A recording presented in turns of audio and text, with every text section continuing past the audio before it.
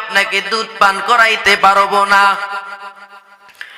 যখন রাখাল রাজি না হয়, ওমর আবার পরীক্ষার্থে রাখালকে ডাক দিয়া কইরে, রাখাল, একটা বকরি যদি তুমি আমার কাছে বিক্রি করে দাও, ওই বকরি নিয়ে আমি গোশত খাইতে পারবো, দুধ দহন করতে পারবো।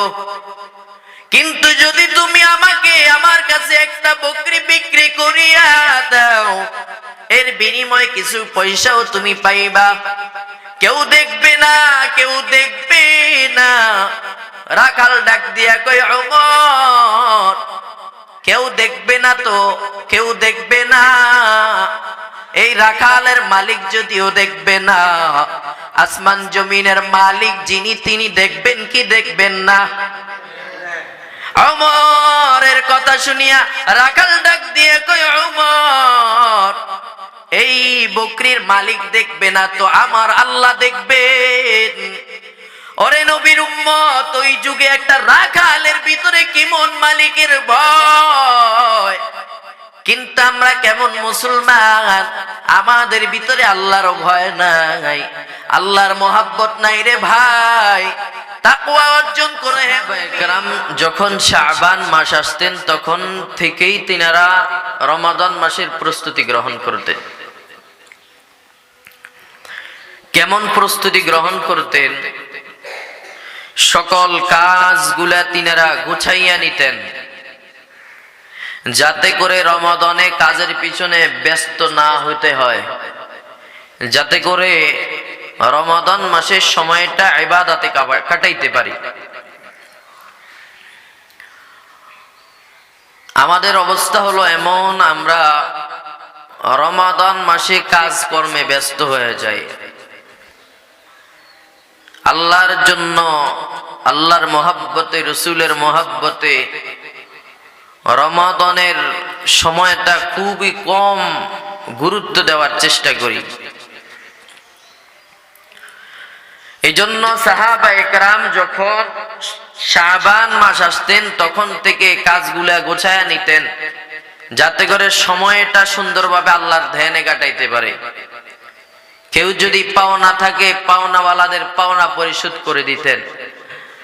যাকাত ফরজ হলে যাকাত আদায় করে দিতেন, যাতে করে গরিব দুঃখীরা রোজা রাখতে পারে। এখান থেকেও আমরা স্পষ্ট ভাষায় একটা জিনিস বুঝতে পারি যে আমাদের যাদের উপর যাকাত ফরজ হয়েছে, আমরা যাকাত আদায় করে দিব, যাতে করে গরিব দুঃখী সকলেই যেন সুন্দরভাবে রোজা রাখতে পারে। এ কারণে শাবান মাস আসলেই রমাদানের শুরুতে সাহাবায়ে কেরাম যাকাত আদায় করে দিতেন, পাওনাওয়ালাদের পাওনা পরিশোধ করে দিতেন। এইভাবে গোলামদের কাজের চাপ কমিয়ে দিতেন, যাতে করে কাহারও রমাদানে কষ্ট না হয়, যাতে করে ইবাদতের সময়টা কাটাইতে পারি, যাতে করে আমরা তাকওয়া অর্জন করতে পারি। রমাদান এটা হচ্ছে মূলত আরবি শব্দ হচ্ছে সিয়াম, সাওম। এর অর্থ হচ্ছে বিরত থাকা। সমস্ত গুনাহের কাছ থেকে বিরত থাকা, খাবার, পানাহার, স্ত্রী সহবাস, এগুলা থেকে বিরত থাকা। সাওম শব্দের অর্থ বিরত থাকা। এক কথায় এটা হলো তাকওয়া অর্জনের মাস। এজন্যই আল্লাহ রাব্বুল আলামিন বলেন, ইয়া আইয়ুহাল্লাযীনা আমানুত্তাকুল্লাহ, হে ঈমানদাররা, তোমরা আমি আল্লাহকে ভয় করো। আর যে ব্যক্তি আল্লাহকে ভয় করবে সে গুনাহের কাজে যাইতে পারে না। সে চিন্তা করবে আমার আল্লাহ আছেন, আল্লাহ আমাকে দেখতেছে। আল্লাহর ভয় নিয়ে রমাদান মাসের রোজা রাখা। আল্লাহ কি বলেন? ইয়া আইয়ুহাল্লাযীনা আমানু কুতিবা আলাইকুমুস সিয়াম কামা কুতিবা আলাল্লাযীনা মিন ক্বাবলিকুম লাআল্লাকুম তাত্তাকুন।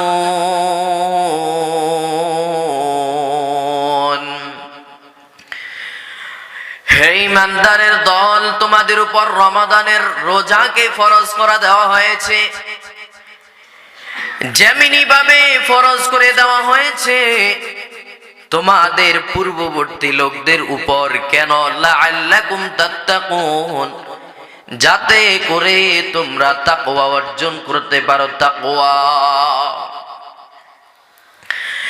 আরে নবীর উম্মতের দল, তাকওয়া মানে হলো ভয়। যে ব্যক্তি আল্লাহর ভয় গুনার থেকে ফিরে আসে তাকে বলা হয় মুত্তাকি, তার ভিতরে তাকওয়া আছে। তাকওয়া মানে আল্লাহর ভয়। আরে নবীর উম্মতের দল, অনেকেই আবার চিন্তা ফিকির করি, আল্লাহ মনে হয় রমাদানটা আমাদের উপর দিয়ে জুলুম করেছে, মনে হয় আমাদেরকে আল্লাহ কষ্টের মধ্যে ফেলায়া দিছে। না না, আল্লাহ বলেন তোমাদের উপর রমাদানের রোজাকে ফরজ করে দিলাম যেমনি ভাবে তোমাদের পূর্ববর্তী পুরুষদের উপর ফরজ করে দিলাম। পয়গম্বর আদম আলাইহিস সালাম প্রতি মাসের 14, 15, 16 তারিখ রোজা রাখতেন, আর এটাকে বলা হয় আইয়ামে বীজ। আদম নবী প্রতি মাসে 3টা রোজা রাখতেন। আরে নবীর উম্মতের দল, হযরত নূহ পয়গম্বর 2 ঈদ ছাড়া সারা বছর রোজা রাখতেন। শাওয়াল মাসের 1 তারিখ আর জিলহজ মাসের 10 তারিখ ব্যতীত সারা বছর রোজা রাখতেন। পয়গম্বর ইব্রাহিম আলাইহিস সালাম, মুসা পয়গম্বর, ঈসা পয়গম্বর সকলে রোজা রেখেছেন। ওরে নবীর উম্মত, রোজা দিয়ে আল্লাহ তাআলা আমাদের উপর জুলুম করেন নাই, আমাদের উপর অন্যায় করেন নাই। আমাদের পূর্বপুরুষ তারাও রোজা রেখেছে, তারাও রোজা রাখছেন, আমরাও রোজা রাখবো, কোনো সমস্যা নাই। ওরে নবীর উম্মতের দল, রোজা রাখবো তাকওয়া অর্জনের জন্য, যাতে করে আমি তাকওয়া অর্জন করতে পারি, আল্লাহর ভয়। এটা এমন একটা মাস, রহমত, মাগফিরাত, নাজাত 3টা ভাগে বিভক্ত। ওরে নবীর উম্মতের দল, প্রথম 10 দিন হলো রহমত, এরপরে 10 দিন হলো মাগফিরাত, এরপরে 10 দিন হলো নাজাত। যেই বান্দা তাকওয়া অর্জন করবে, আল্লাহর ভয়, আল্লাহর ভয় নিয়ে যে ব্যক্তি রোজা রাখবে, প্রথম দশকে রহমত পেয়ে যাবে, দ্বিতীয় দশকে মাগফিরাত, তৃতীয় দশকে হলো নাজাত। আরে নবীর উম্মত, রহমত, মাগফিরাত, নাজাত তো তারাই অর্জন করবে যারা আল্লাহর ভয় নিয়ে চলবে রে ভাই। আল্লাহর ভয় যদি অন্তরে না থাকে, ওরে বান্দা, ওই আল্লাহর বান্দা রোজা রাখবে না। যদিও রাখবে, মানুষের ভয় রাখবে। রোজা যদি না রাখি, মানুষ আমাকে কি বলবে, মানুষকে দেখানোর জন্য কিছু কিছু মানুষ রোজা রাখবে।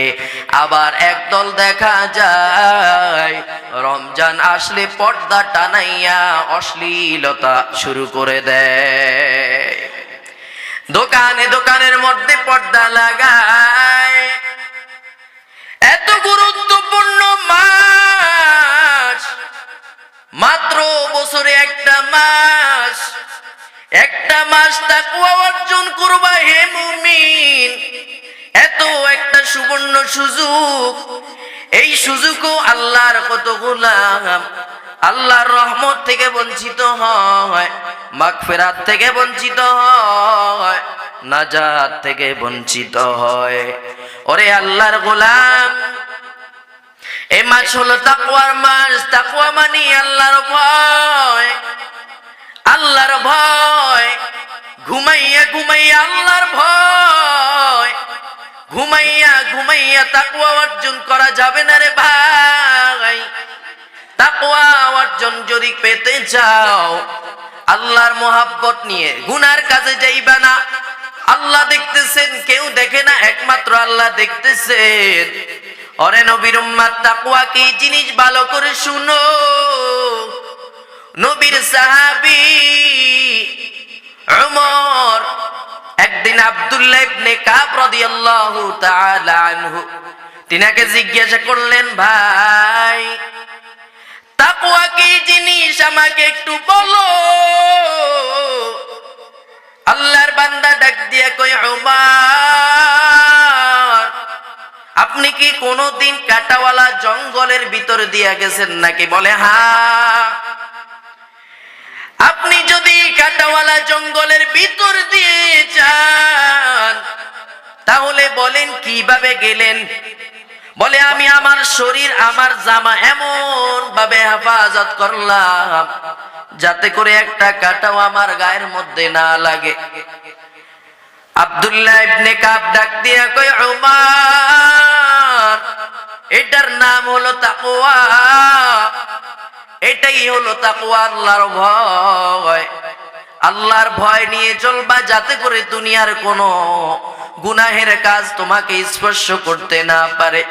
ওরে নবীর উম্মতের দল, আজকে তো অনেক মানুষ বেহুদা, আল্লাহর বান্দা কোনো অসুস্থতা নাই, তারপরও রমজান মাসের রোজাটা রাখতে চায় না। ওরে আল্লাহর গোলাম, কে কে রমজানের রোজা রাখতে পারবে না? এমন যদি রোগী হয়, যেই রোগী রোজা রাখলে মরে যাওয়ার আশঙ্কা হয়, এমন রোগ, এই রোগ অবস্থায় যদি রোজা রাখে জীবন চলে যাওয়ার আশঙ্কা হয়। এমন ব্যক্তি যদি রোজা নাও রাখতে চায়, একজন রোজাদারকে সেই পরিমাণ খাবারের ব্যবস্থা করে দিবে। আর যদি আমার কোন গর্ভবতী মহিলা রোজা রাখলে যদি প্রসব বেদনা হয়, সন্তান যদি গর্ভে থাকে, রোজা রাখার কারণে সন্তান যদি মৃত্যুবরণ করার আশঙ্কা হয়, তার জন্য রোজা স্থগিত রাখতে পারবে, কোনো সমস্যা নাই। কিন্তু পরবর্তীতে রোজাগুলা কাজা করতে হবে। ওরে নবীর উম্মত, বা যদি এমনও যদি মা হয় যে সন্তানকে দুধ পায় না, রোজা রাখলে সন্তান দুধ পায় না, সন্তান দুধ ছাড়া কোনো কিছু খাইতে পারে না, এমন অবস্থায় ওই মা রোজা না রাখে স্থগিত থাকবে, পরবর্তী রোজা কাজা করে নিবে। ওরে নবীর উম্মত, আজকে আমাদের সমাজে দেখা যায় কোনো ওজর নাই, বিনা ওজরে রোজা ভাঙ্গে ফেলি। সন্তান বালেগ হয়ে যায়, তারপরেও মা বাবা বলে সন্তান রোজা রাখার কারণে সন্তানের শরীর নষ্ট হয়ে যায়, সন্তানের শরীর খারাপ হয়ে যায়। ওরে নবীর উম্মত, সন্তান যখন বালেগ হয়, ওই সন্তানের উপর রোজা রাখা আল্লাহর প্রত্যেকটা ইবাদত, ফরজ বিধান। রোজা রাখতে হবে, না রাখলে গুনাহগার হবে। অনেক অতি ভক্তি মা বাবা দেখা যায় রমজান মাসে বলে সন্তান যদি রোজা রাখে সন্তানের শরীর খারাপ হয়ে যাবে, না সন্তান রোজা রাখবা না। খবরদার, যেই সন্তানকে যদি এমন গুনাহের কাজে নিয়ে যান, কিয়ামতের দিন আপনি মা আপনি বাবা আল্লাহর আদালতে হিসাব দিতে হবে। ওরে নবীর উম্মত, এমন মায়া দেখা যাবে না রে ভাই, সন্তানের জন্য এমন মায়া দেখা যাবে না যে মায়ার কারণে এরে নবীর উম্মত জাহান্নামে জ্বলতে হয়। সন্তান বালেক হইছে, সন্তানকে রোজা রাখার সুযোগ করে দাও। বরং সন্তান যদি রোজা না রাখে শাসন করে হইল রোজা রাখাও। যদি সন্তান রোজা না রাখে মা বাবা আল্লাহর আদালতে হিসাব দিতে হবে। ওরে নবীর উম্মত, কি হিসাব দিবারে মুমিন? সন্তান জন্ম দিয়েছো, মনে করেছো মনে হয় দায়িত্ব শেষ। না গোলাম, না না, দায়িত্ব শেষ নয়। আল্লাহর বান্দা, আল্লাহর বান্দা, সন্তানকে মানুষের মতো মানুষ গড়াও। কোরআনের ইলমের শিক্ষা দাও, হাদিসের ইলমের শিক্ষা দাও, সুন্নত মোতাবেক চলানোর চেষ্টা করো। ওরে নবীর উম্মতের দল, তাকওয়া অর্জন করো। তাকওয়া মানে ভয়। সাহাবায়ে কেরাম কেমন ভয়? খলিফাতুল মুসলিমিন উমর, অর্ধ জাহানের খলিফা, এই খলিফাতুল মুসলিমিন উমর দিনের বেলা মানুষের বিচার আচার করে, রাতের বেলা হেঁটে হেঁটে দেখেন কার কি হালত। ওমর একদিন যখন রাতের বেলা মরুভূমির দিকে হাঁটে, ওমর তাকাইয়ে দেখতেছে একটা রাখাল বকরি চড়াচ্ছিল। ওমর ডাক দিয়ে কয়, রাখাল, এখানে আমার বড় খিদা পেয়েছে, যদি তুমি বকরি থেকে কিছু দুধ দিতা তাহলে আমি ওই দুধ সংগ্রহ করে খাইতাম। এরে ওমর, রাখাল ডাক দিয়ে কয়, খলিফাতুল মুসলিমিন উমর, এই বকরির মালিক তো আমি না, আমি তো হলো রাখাল। ওমর তাকে পরীক্ষা করার জন্য আবার ডাক দিয়ে কয়, ভাই, এখানে দেখো কেউ নাই, তুমি যদি আমাকে কিছু দুধ পান করাও কেউ দেখবে না। ওমর রাজি, ওই আমি আপনাকে দুধ পান করাইতে পারবো না। যখন রাখাল রাজি না হয়, ওমর আবার পরীক্ষার্থে রাখালকে ডাক দিয়ে কইলে, রাখাল, একটা বকরি যদি তুমি আমার কাছে বিক্রি করে দাও, ওই বকরি নিয়ে আমি গোশত খাইতে পারবো, দুধ দহন করতে পারবো। কিন্তু যদি তুমি আমাকে আমার কাছে একটা বকরি বিক্রি করিয়া দাও, এর বিনিময়ে কিছু পয়সাও তুমি পাইবা। কেউ দেখবে না, কেউ দেখবে না। রাখাল ডাক দিয়া কয়, ওমর, কেউ দেখবে না তো, কেউ দেখবে না। এই রাখালের মালিক যদিও দেখবে না, আসমান জমিনের মালিক যিনি তিনি দেখবেন কি দেখবেন না? ওমরের কথা শুনিয়া রাখাল ডাক দিয়ে কয়, ওমর, এই বকরির মালিক দেখবে না তো আমার আল্লাহ দেখবেন। ওরে নবীর উম্মত, ওই যুগে একটা রাখালের ভিতরে কেমন মালিকের ভয়। কিন্তু আমরা কেমন মুসলমান, আমাদের ভিতরে আল্লাহর ভয় নাই, আল্লাহর মহাব্বত নাই রে ভাই। তাকওয়া অর্জন করে হে মুমিন।